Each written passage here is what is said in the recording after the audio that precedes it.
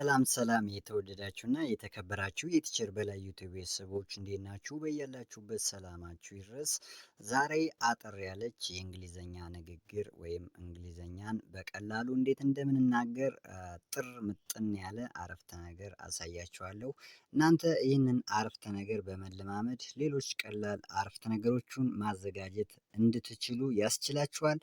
ቪዲዮ አጠር እና ምጥን ያለ ስለሆነ ጊዜ አይወስድባችሁም። ተከታተሉት። እንጀምር። እንደዚሁ አይነት ቪዲዮ በየቀኑ እንዲደርሳችሁ እናንተም ላይክ፣ ሼር እና ሰብስክራይብ ያላደርጋችሁ ሰብስክራይብ ማድረጋችሁን አትዘንጉ። ተከታተሉኝ። እሺ፣ ምርጥ ሆነሃል ወይም ምርጥ ሆነሻል፣ አምሮብሃል፣ አምሮብሻል ማለት ስንፈልግ ዩ ሉክ ሶ ስማርት። ይህ በጣም ደስ የሚል በጣም የንግግር የአዳማጭን ቀልብ የሚስብ ንግግር ነው። ስለዚህ ዩ ሉክ ሶ ስማርት ብንል አንድን ሰው ምን ማለታችን ነው? እጅግ በጣም አምሮብሃል፣ አምሮብሻል፣ ምርጥ ሆነሃል ማለታችን ነው። ዩ ሉክ ሶ ስማርት ዌል ምርጥ ሆነሃል ማለት ነው። በሌላ መንገድ ዩ ሉክ ሶ ሆት፣ ዩ ሉክ ሶ ሆት ማለት እንችላለን። ዩ ሉክ ሶ ሆት፣ ዩ ሉክ ሶ ሆት ጽድት ብለሃል፣ ጽድት ብለሻል። ዩ ማለት አንተ ወይም አንቺ ስለሆነ ለወንድም ወይም ለሴትም መጠቀም እንችላለን። ስለዚህ ዩ ሉክ ሶ ሆት ጽድት ብለሃል፣ ጽድት ብለሻል፣ አምሮብሃል፣ አምሮብሻል እንላለን ማለት ነው። ዌል ደግሞ ሌላ ኤክስፕሬሽን ሌላ አገላለጽ ላሳያችሁ።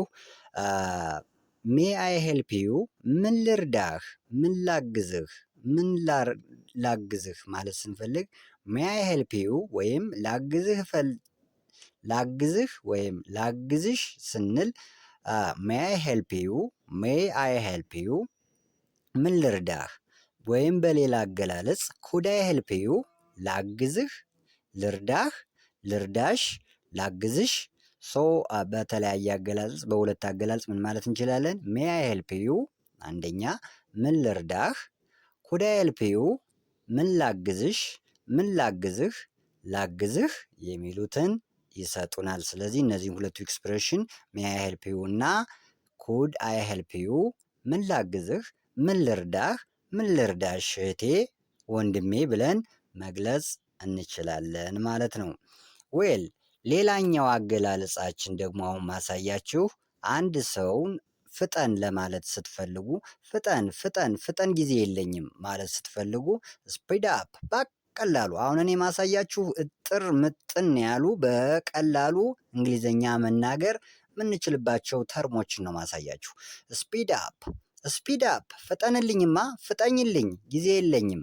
ስፒድ አፕ ፍጠን፣ ፍጠኝ።